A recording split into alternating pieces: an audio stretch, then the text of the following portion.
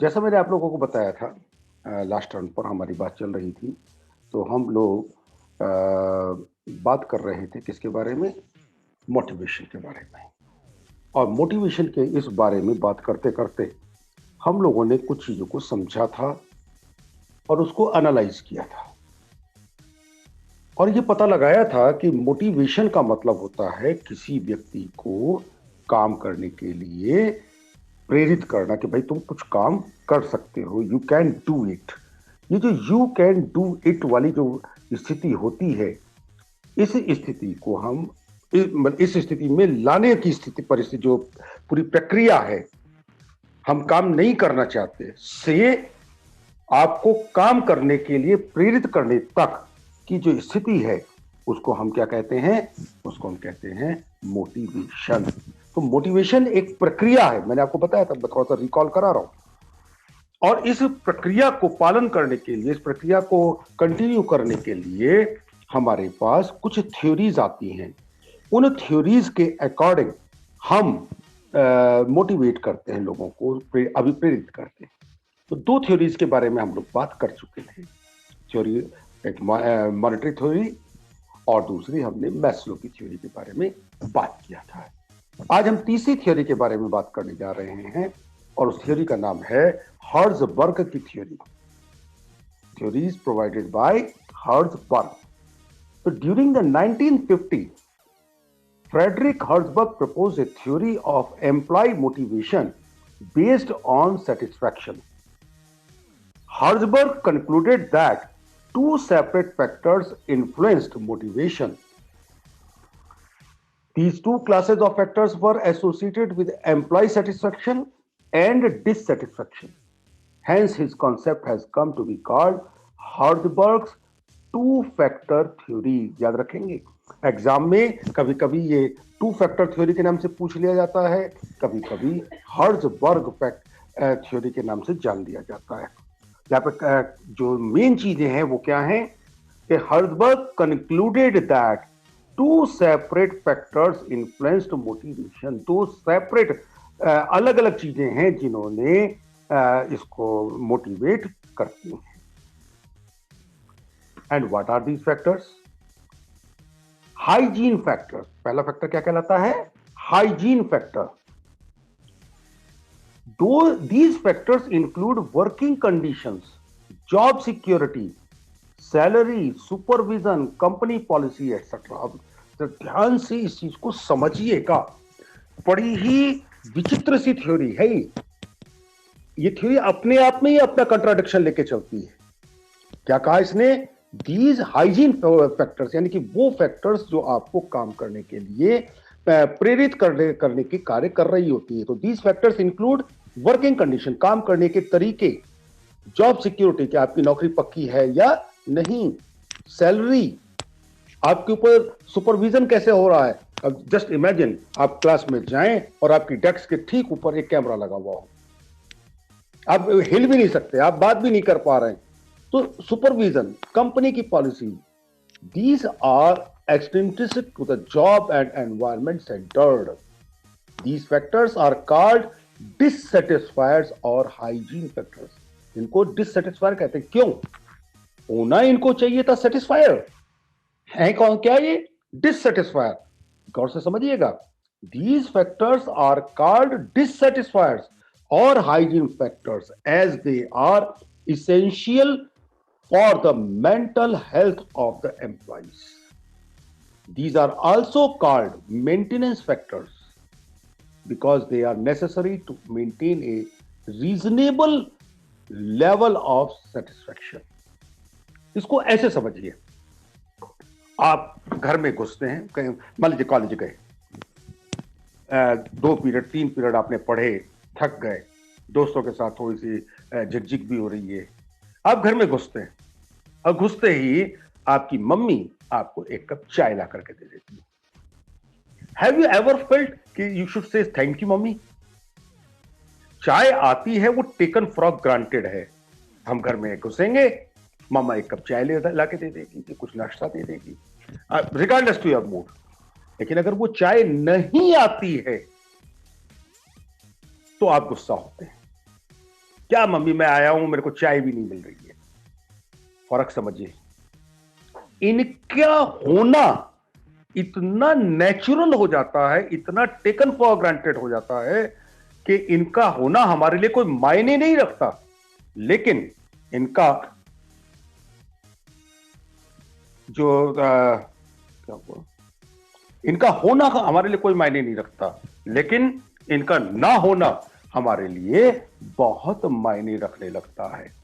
ये जो चीज हो जाती है,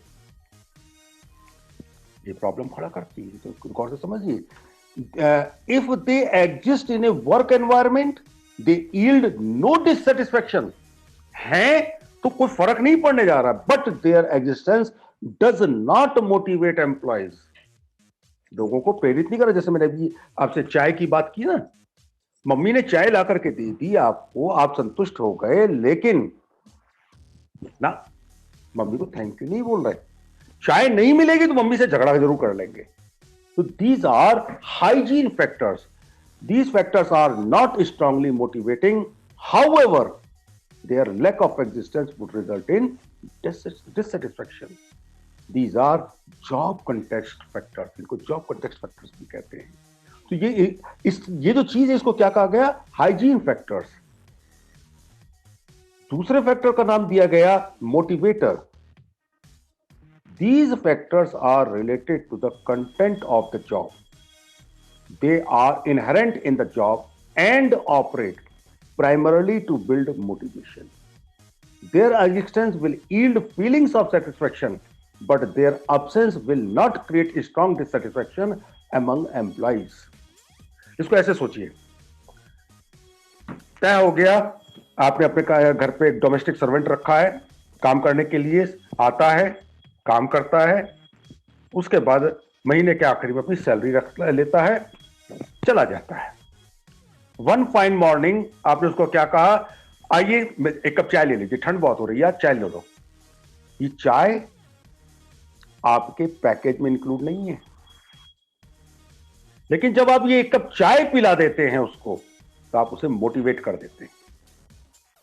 चाय नहीं पिलाएंगे तो उसको कोई फर्क नहीं पड़ने जा रहा है, वो शिकायत नहीं करेगा क्योंकि वो उसका हक नहीं है। लेकिन जब आप उसे वो चाय ऑफर कर देते हैं, तो वो जो चीज एक सेटिस्फेक्शन लेकर के आती है, वो जो एक संतुष्टि लेके आती है, उसको वो ज्यादा काम करने के लिए प्रेरित करती है। These include achievement, recognition, challenging work. Yes यार, ये काम तो केवल तुम ही कर सकते हो। ये जो चीजें हैं, ये जो एक तरह से कहते हैं शाबाशी, ये जो चीजें हैं, ये आपको काम करने के लिए प्रेरित करती हैं। तो दो चीजें आई। पहली चीज कौन सी आई, पहली चीज आई आपकी हाइजीन, और दूसरी चीज क्या हुई, मोटिवेटर। इस थ्योरी को क्रिटिसाइज बहुत किया गया। क्यों क्रिटिसाइज किया गया, क्योंकि हर्जबर्ग साहब ने केवल 200 लोगों का एक सैंपल लिया और उस सैंपल के आधार पर ही उन्होंने सारे निष्कर्ष निकाल दिए। This theory was based on data from A small sample of 200 accountants and engineers, यानी कि पढ़े लिखे क्वालिफाइड प्रोफेशनल लोगों के साथ। It is insufficient size of sample and representation. He gave much stress on satisfaction rather than performance. ये बड़ा मजेदार बात है। परफॉर्मेंस और सेटिस्फैक्शन दो अलग अलग चीजें। कैसे? पनीर पसंदा, कढ़ाई पनीर होटल में भी बनता है, किसी रेस्टोरेंट में भी बनता है, और हमारे घर में भी बनता है। सेटिस्फेक्शन कहां मिला, तसल्ली कहां मिली? घर वाला खाना सेहतमंद था, बढ़िया था, बावजूद सेटिस्फेक्शन कहीं और मिला। तो सेटिस्फेक्शन एंड परफॉर्मेंस, आपने जो काम करके दिया और जो उससे संतुष्टि मिली, ये दोनों अलग अलग चीजें हैं। इन्होंने स्ट्रेस सेटिस्फेक्शन के ऊपर बहुत ज्यादा ध्यान दिया, बहुत स्ट्रेस दिया उसके ऊपर, परफॉर्मेंस के ऊपर ध्यान नहीं दिया। इसका परिणाम क्या होता है? इसको आप ऐसे समझिए, लड्डू बना रहे हैं साहब, बिल्कुल कंपास से नाप करके एकदम गोल, बिल्कुल परफेक्ट, भाई मजा आ गया। Is that so? क्या उसको इतना गोल होना जरूरी है?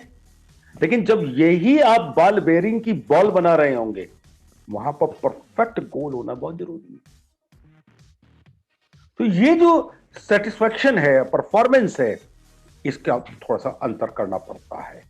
The theory ignores manual workers and is only applicable to knowledge workers, यानी कि ऐसे वर्कर, ऐसे कामकाजी व्यक्ति जो मेहनत कश वाले हैं, लेबर सेक्टर है, उनकी स्टडी नहीं करता है। ये केवल किसकी स्टडी कर रहा है? ये स्टडी कर रहा है प्रोफेशनली क्वालिफायर्स की। The theory does not give any clear difference in motivator and maintenance factors. मैं जैसे बात वो कर रहा था चाय की, आपने पहले दिन चाय पिलाई दी, आपका डोमेस्टिक सर्वेंट खुश हो गया, चाय पिला दी, आपको बड़ा अच्छा लगा कि चलो यार, एक कप चाय पिलाने मात्र से अगर हमारा काम बढ़िया हो जाता है तो क्या दिक्कत है। आपने अगले दिन भी पिला दी, नेक्स्ट डे भी पिला दी, चौथे दिन भी पिला दी, पांचवें दिन वो डोमेस्टिक हेल्प क्या कहेगा? सर आज चाय नहीं पिलाएंगे। चाय जो कल तक मोटिवेट कर रही थी, आज वो चाय आपको डीमोटिवेट करने की स्थिति में आ गई। चाय नहीं दोगे तो मुझे गुस्सा आएगा, मुझे गुस्सा आएगा, मैं काम बिगाड़ूंगा। तो कब वो मोटिवेटर है, कब वो हाइजीन फैक्टर में है, ये कंट्रोल करना बड़ा मुश्किल हो जाता है। और देखिए, आपकी मेंटल स्ट्रेस क्या है? घर से एक एम्प्लॉय अगर लड़ झगड़ करके चला है और जैसे ही अब दफ्तर के अंदर घुसा तो उसने, लोगों ने क्या कहा? Good morning sir. अरे काहे की गुड मॉर्निंग है?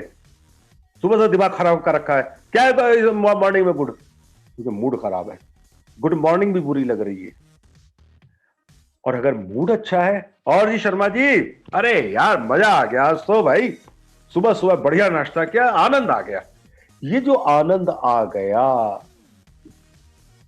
तो कब कोई चीज आपके मोटिवेटर का काम करेगी, कब हाइजीन हो जाएगी, नहीं पता। Herbal theory of motivation is not free from बायस।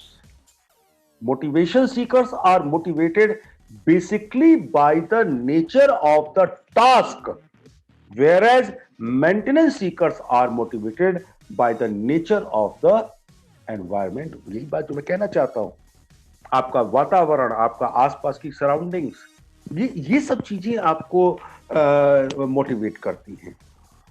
तो हर्बल की थ्योरी, इस हर्बल की थ्योरी के जवाब में मैकग्रेगर साहब अपनी एक पार्टिसिपेशन थ्योरी लेकर के आए। Douglas McGregor formulated two distinct views of human being based on participation of the workers. The first basically negative labelled theory X and other basically positive labelled theory Y. क्या है ये दो theory? Theory X और theory Y. Theory X is based on the following assumptions. क्या क्या assumptions थे? People are by nature indolent, that is they like to work as little as possible. काया को कष्ट कौन देना चाहता है? एज लिटिल एज, जितने कम से कम में काम चल जाए। और देखिए आप भी पूछते ना, सर ये 10 नंबर का क्वेश्चन है, इसके लिए कितना लिखना चाहिए?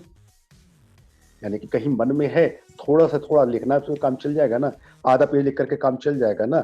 तो जो जैसे मतलब हर आदमी क्या चाहता है? मैं अपने को कम से कम दूं, कम से कम मुझे काम करना पड़े, ज्यादा से ज्यादा आराम मिले। तो people are by nature indolent, that is they like to work as little as possible. People lack ambition, dislike responsibility, and prefer to be directed by others. खुद कोई काम नहीं करना चाहते, कोशिश ये रहती है कि कोई दूसरा जिम्मेदारी ले ले। हमारी कोई इच्छा, मतलब जिसे कहते हैं ना एक महत्वाकांक्षा, वो नहीं होती। ठीक है, हाई स्कूल कर लिया, अब क्या करना है? इंटर कर लेंगे। अच्छा, इंटर कर ले, इंटर के बाद क्या? बीकॉम। अच्छा, बीकॉम के बाद क्या? एमकॉम। कब तक? जब तक जॉब ना मिल जाए। ये क्या है? ये है टेकन फॉर ग्रांटेड। वही कुछ बच्चे क्या कह रहे होंगे, सर हमने अब सीए में एनरोलमेंट करा लिया है, अब हमें बीकॉम और सीए साथ साथ करनी है और इसे क्वालिफाई करना है। तो कुछ इस कैटेगरी के होंगे, कुछ चलते हैं। तो majority of the people lack ambition, dislike responsibility and prefer to be directed by others। ऐसे लोग क्या कहते हैं? पापा ने कहा भी काम कर लो, अब अगर कल को जॉब नहीं मिली तो जिम्मेदार कौन? पापा, रोटी खिलाओ। People are inherently self-centered and indifferent to organizational needs and goals। सामान्यतया हम अपने बारे में पहले सोचेंगे, जिसे कहते हैं इसके लिए सही शब्द क्या कहेंगे ना, अपने लिए। हम पहले मैं, मेरी ऑर्गेनाइजेशन बाद में। नतीजा, अगर मेरे 10 मिनट रुकने से ऑर्गेनाइजेशन को फायदा हो रहा होगा तो मैं नहीं रुकूंगा। इस 10 मिनट रुकने के पैसे दो जी पहले, क्योंकि मैं सेल्फ सेंटर्ड हूं। मैं अपना पहले सोचा, मैं जी मुझे क्या फायदा है, मुझे क्या फायदा। ये जो मुझे क्या फायदा है, ये जो चीज है, ये आपके मोटिवेशन फैक्टर को खत्म करती है। And people are generally gullible and not very sharp and bright। Normally महत्वाकांक्षी भी नहीं होते, तेज भी नहीं होते, बस भीड़ तंत्र का हिस्सा होते हैं। ये थ्योरी एक्स मान के चलती है, जबकि थ्योरी वाई क्या एज्यूम करती है? People are not by nature passive और resistant to organisational goals. Theory Y क्या मानती है? ऑर्गेनाइजेशन है तो मैं हूं ना। जैसे फॉर एग्जांपल, आप मुझे क्या कहते हैं? Good morning professor, good morning sir. मैं प्रोफेसर क्यों हूं? Because of my college, DAV college. मैं वहां नहीं होता तो आप मुझे क्यों पहचानते? तो this is the thing, people are not by nature passive और resistant to organisational goals. They want to assume responsibility, आगे बढ़ करके जिम्मेदारी लेना चाहते हैं। They want their organisation to succeed, क्योंकि उसकी सफलता में आपकी सफलता छुपी हुई है। इसरो में मिसाइल बनाई, इसलिए मिसाइल मैन बना। मिसाइल मैन ने मिसाइल नहीं बनाई, मिसाइल बनी थी इसलिए कोई मिसाइल मैन बना, इसलिए कोई अब्दुल कलाम बना। This is the thing. फर्क समझिए, दोनों में अंतर है। People are capable of directing their own behaviour. अपने व्यवहार को आप नियंत्रित कर सकते हैं, उसके ऊपर जवाब दे सकते हैं। They have need for achievement. हर व्यक्ति जीवन में कुछ करना चाहता है, अचीव करना चाहता है। तो this is the assumption of the theory Y. तो देखिए, theory X totally negative, theory Y totally positive. दोनों में क्या डिफरेंस आया? Theory X assumes human beings to be inherently distasteful towards work, while theory Y assumes that for human being work is as natural as play। खेल की तरह से काम ले, क्योंकि हमें अपने आप को कहीं तो एंगेज रखना है, क्योंकि वी आर सोशल एनिमल, सामाजिक व्यक्ति हैं हम लोग, समाज में रहना चाहते हैं। समाज कहाँ है? समाज या तो खेल के मैदान में है, या फैक्ट्री में, अपने कार्यस्थल पर है। आज आप जो घर पे बैठे बोर हो रहे हैं, उसका कारण ये है क्योंकि आप अपने दोस्तों से मिलना चाहते हैं। You want to be in gathering। Theory X emphasizes that people do not have ambitions and try to avoid responsibilities in jobs। The assumptions under Theory Y are just the reverse, उल्टा है। Theory X, most people have little capacity for creativity। while according to theory Y, the capacity for creativity is widely distributed in the population. Theory Y जिम्मेदारियों को बांट रही है क्योंकि लोग लेना चाहते हैं। थ्योरी एक्स मान के चलती है निकम्मे, इनसे काम करवाना पड़ेगा, ये काम करेंगे नहीं, इनसे काम करवाना पड़ेगा। ये theory X. Theory X motivating factors are the lower needs. In theory Y higher order needs are more important for motivation.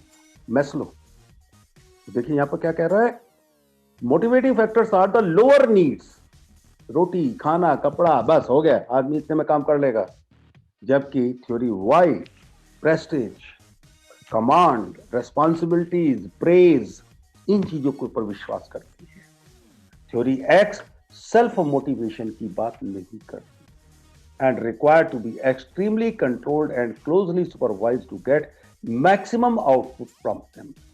In theory Y people are self directed and creative and prefer self control.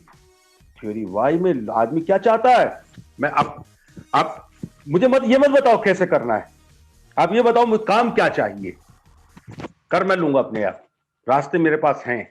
Theory Y, theory X, do this first, then do this next, then finish it like this and then come to me and report. Y क्या कहती है, sir you have given me the task, you have given me the goal, now trust on me, I will get it completed. दोनों में जो फर्क है, theory X emphasises scalar chain system and centralisation of authority. डंडा एक आदमी के पास होता है, while theory Y emphasizes decentralization and greater participation in decision making process. Theory X emphasizes autocratic leadership and theory Y emphasizes democratic and supportive leadership. अंतर देखिए दोनों में क्या क्या आ गया, बेसिक जो डिफरेंस था वो क्लियर हो जाता है, मैं समझता हूं। थ्योरी एक्स ऑटोक्रेटिक, बस मैं राजा हूं, I am the king, I am the manager, मैंने जो कह दिया वो फाइनल है, दिस इज द थिंग। जबकि थ्योरी वाई के अंदर सब मिलजुल करके आगे बढ़ते हैं, चलो तू कुछ कर ले मैं कुछ कर लेता हूं, चलो मिल करके आगे बढ़ते हैं, ये है थ्योरी वाई। तो आज मैंने आप लोगों को बताया कि किस प्रकार से क्या हमारी थ्योरी एक्स, थ्योरी वाई और मैकग्रेगर थ्योरीज एंड दूसरी थ्योरीज किस तरह से काम